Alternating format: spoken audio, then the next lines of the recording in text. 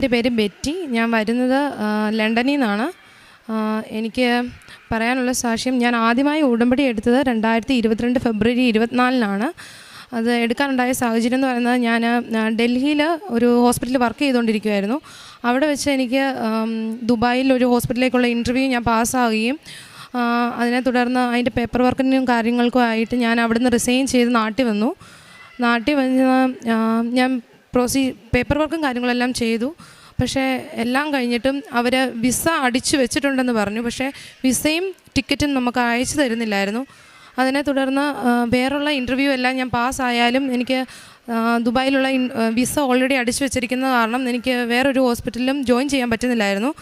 അങ്ങനെ അവർ വിസയും ടിക്കറ്റും അയച്ചു തരാൻ പറ്റാത്ത സാഹചര്യത്തിൽ എൻ്റെ മമ്മി എന്നോട് പറഞ്ഞു, ഇവിടെ വന്ന് ഉടമ്പടി എടുത്ത് കഴിയുമ്പം എല്ലാം ശരിയാവുമെന്ന് പറഞ്ഞു. അങ്ങനെ ഞാൻ 2022 ഇവിടെ വന്ന് ഉടമ്പടി എടുത്ത് എല്ലാം കഴിഞ്ഞ് ഞാൻ വെളിയിലിറങ്ങിയ ആ സമയം തന്നെ എനിക്ക് എൻ്റെ മെയിലിലോട്ട് വിസയും ടിക്കറ്റും അവർ മെയിൽ ചെയ്തു തന്നു. അതിനുശേഷം ഞാൻ ദുബായിൽ വർക്ക് ചെയ്യാൻ വേണ്ടി പോയി. ഓൾമോസ്റ്റ് ഒരു 14 hours ഒക്കെ വർക്ക് ചെയ്യണമായിരുന്നു ഒരു ദിവസം. പക്ഷേ എനിക്ക് ഡ്യൂട്ടിയുടെ സമയത്തെല്ലാം ഒരുപാട് താമസവും തടസ്സങ്ങളും അങ്ങനെ ഒരുപാട് പ്രശ്നങ്ങളെല്ലാം വരുന്ന സമയത്തെല്ലാം ഞാൻ മാതാവിനെ വിളിച്ച് പ്രാർത്ഥിക്കുമായിരുന്നു. അപ്പോഴെല്ലാം മാതാവ് എനിക്ക് ഒരുപാട് സഹായങ്ങൾ ചെയ്തു തന്നുകൊണ്ടേയിരുന്നു, എന്നെ സഹായിച്ചുകൊണ്ടേയിരുന്നു.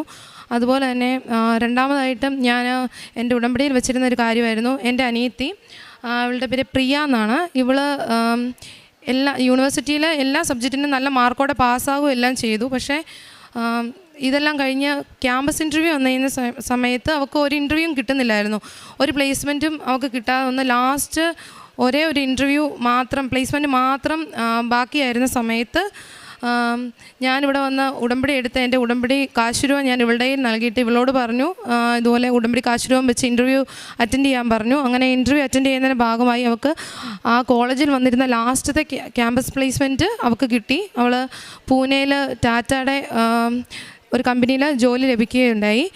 അത് കഴിഞ്ഞ് ഞാൻ മൂന്നാമതായി വെച്ചിരുന്നൊരു ആവശ്യമായിരുന്നു, എനിക്ക് ദുബായിൽ നിന്ന് ഏതെങ്കിലും ഒരു സമയത്ത്, ഏതെങ്കിലും ഒരു വർഷം എനിക്ക് ഏതെങ്കിലും ഒരു യൂറോപ്യൻ കൺട്രി പോകണമെന്നുള്ളൊരു ആഗ്രഹം, അവിടെ പോയി വർക്ക് ചെയ്യണമെന്ന്. കാരണം OET എക്സാം എഴുതുന്നവർക്കറിയാം, OET എക്സാമിന് ഒരു 36,000 നമ്മൾ ഒരു എക്സാം എഴുതാൻ വേണ്ടി മുടക്കണം. അപ്പം അത് എഴുതിയിട്ടുണ്ടെങ്കിൽ നമുക്ക് ആദ്യത്തെ അറ്റംപ്റ്റിൽ തന്നെ കിട്ടണമെന്ന് യാതൊരു നിർബന്ധവും ഇല്ലായിരുന്നു. അപ്പം അത്രയും പൈസ എൻ്റെ കളയാനില്ലാത്തതാണ് ഞാൻ വേറെ ഏതെങ്കിലും കേരള വിസയിലോ ഏതെങ്കിലും ഒരു വിസയിൽ എനിക്ക് എപ്പോഴെങ്കിലും ഒന്ന് പോകാൻ സാധിക്കണമെന്ന് ഞാനിങ്ങനെ പ്രാർത്ഥിച്ചുകൊണ്ടിരുന്നു.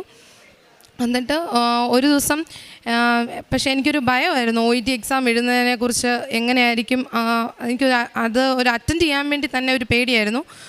അത് അങ്ങനെ വന്നിരുന്ന സമയത്ത് എൻ്റെ മമ്മി ഇവിടെ വന്ന് എനിക്ക് വേണ്ടി ഉടമ്പടി എടുത്തു.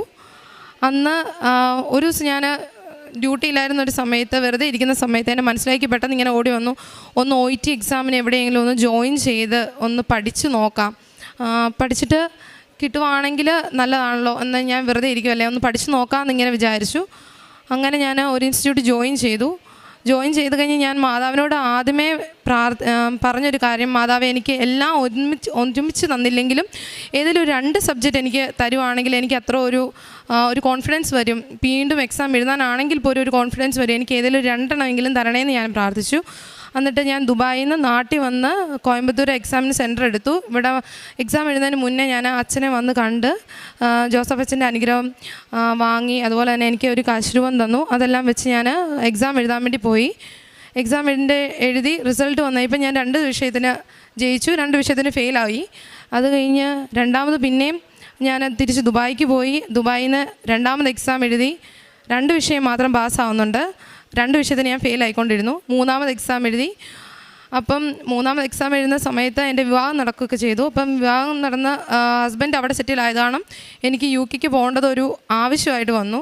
പക്ഷേ എനിക്ക് UK സ്കോർ കിട്ടുന്നില്ലായിരുന്നു. അങ്ങനെ വന്ന് ഞാൻ വീണ്ടും മാതാവിനോട് ഇങ്ങനെ പ്രാർത്ഥിച്ചു. അവിടെ ഇരുന്ന് എനിക്ക് എങ്ങനെയെങ്കിലും ഒരു 4 സബ്ജക്റ്റിനും എനിക്കൊരു B തരണേന്ന് ഞാൻ ഇങ്ങനെ പ്രാർത്ഥിച്ചു. പക്ഷേ അത് നടന്നില്ല. മൂന്നാമത്തെ തവണ എക്സാം എഴുതി ഫെയിലായി. അങ്ങനെ 4ാമത്തെ തവണ ഞാൻ ഇവിടെ വന്ന് മാതാവിനെ കണ്ട് പ്രാർത്ഥിച്ച് UK പോയി. UK ചെന്ന് ഞാൻ വീണ്ടും എക്സാമിന് വേണ്ടി ഇങ്ങനെ പ്രിപ്പയർ ചെയ്തിരുന്ന സമയത്ത് ആ വർഷം ഞാൻ പ്രഗ്നൻ്റായി ഒരു 7-ാം മാസം ഞാൻ വീണ്ടും നാട്ടിൽ വന്ന് കോയമ്പത്തൂർ തന്നെ സെൻറ്റർ എടുത്ത് എക്സാം എഴുതി കഴിഞ്ഞപ്പം മാതാവ് എനിക്ക് അയർലൻഡ് സ്കോർ തന്നു. അയർലൻഡ് സ്കോർ കിട്ടിക്കഴിഞ്ഞപ്പോൾ ഞാൻ വളരെയധികം സന്തോഷവതിയായിരുന്നു. പക്ഷേ എനിക്ക് പോകേണ്ടത് UK ആയത് കാരണം തന്നെ ഞാൻ വീണ്ടും ഇവിടെ വന്ന് മാതാവിനോട് പറഞ്ഞു, മാതാവ് എന്നെ എല്ലാവരും കളിയാക്കാൻ തുടങ്ങി. 3-4 പ്രാവശ്യമായിട്ട് എക്സാം എഴുതുന്നു, ഫെയിലാവുന്നു. അങ്ങനെ എല്ലാവരും പറയാൻ തുടങ്ങി എന്തൊക്കെയാണെങ്കിലും UK അപ്പം ഒരു കെയർ ഹോമിൽ വർക്ക് ചെയ്തിട്ടുണ്ടെങ്കിൽ അതുവഴി ഒരു രജിസ്റ്റേർഡ് നേഴ്സായിട്ട് അവിടെ കയറാൻ പറ്റുമല്ലോ, അത് നോക്കിയാച്ചാൽ പോരെ, ഇനിയും എക്സാം എഴുതി പൈസ കളയണ്ട എന്നുള്ളൊരു രീതിയിലേക്ക് വന്നു. അപ്പോൾ ഞാൻ മാതാവിനോട് 5-ാം പ്രാവശ്യം എക്സാം എഴുതാൻ വേണ്ടി പോകുന്നതിൻ്റെ മുന്നേ ഞാൻ മാതാവിനോട് പറഞ്ഞു, മാതാവേ ഞാൻ 8 മാസം പ്രഗ്നൻ്റ് ആണിപ്പം, എനിക്ക് ഇനി ഒന്നുകൂടി എക്സാം എഴുതാൻ ഏത് സമയത്താണ് പറ്റുന്നതെന്ന് എനിക്കറിയത്തില്ല, അതിന് മുന്നേ തന്നെ എനിക്ക് ഈ എക്സാമിനെ പാസ്സാകാൻ സഹായിക്കണമെന്ന് ഞാൻ മാതാവിനോട് കരഞ്ഞിരുന്ന് പ്രാർത്ഥിക്കുമായിരുന്നു. അങ്ങനെ പ്രാർത്ഥിച്ച് ഞാൻ ഓൺലൈനിൽ നിന്ന് അച്ഛൻ്റെ ടോക്കും അതുപോലെ ഒരുപാട് ടെസ്റ്റിമണീസൊക്കെ കേൾക്കുമായിരുന്നു. അങ്ങനെ ആ ഒരു വിശ്വാസത്തിൽ ഞാൻ മാതാവിൻ്റെ കാശുരൂപവും അച്ഛൻ എനിക്ക് അന്ന് തന്ന കാശുരൂപവും കൊന്തയെല്ലാം ആയി ഞാൻ UK തന്നെ എക്സാം എഴുതാൻ വേണ്ടി സെൻറ്ററിൽ പോയി. ഞാൻ അവിടെ ഉപ്പ് വിതറി ഞാൻ ഇരുന്ന സ്ഥലത്തിരുന്ന് ഞാൻ എക്സാം എഴുതി റിസൾട്ട് വന്നു കഴിഞ്ഞപ്പോൾ ഞാൻ 5-ാമത്തെ തവണ എക്സാം എഴുതി ഞാൻ പാസ്സായി എല്ലാം. മാതാവ് എനിക്ക് എല്ലാ കാര്യങ്ങളും ഞാൻ പറഞ്ഞതുപോലെ തന്നെ ഞാൻ പ്രഗ്നൻ്റായി. എൻ്റെ ഡെലിവറിക്ക് മുന്നേ തന്നെ എനിക്ക് OETയും അതുപോലെ തന്നെ അത് കഴിഞ്ഞ് ഉടനെ തന്നെ ഞാൻ CBT എക്സാമും അവിടെ നിന്ന് എഴുതി, അതെല്ലാം പാസ്സായി.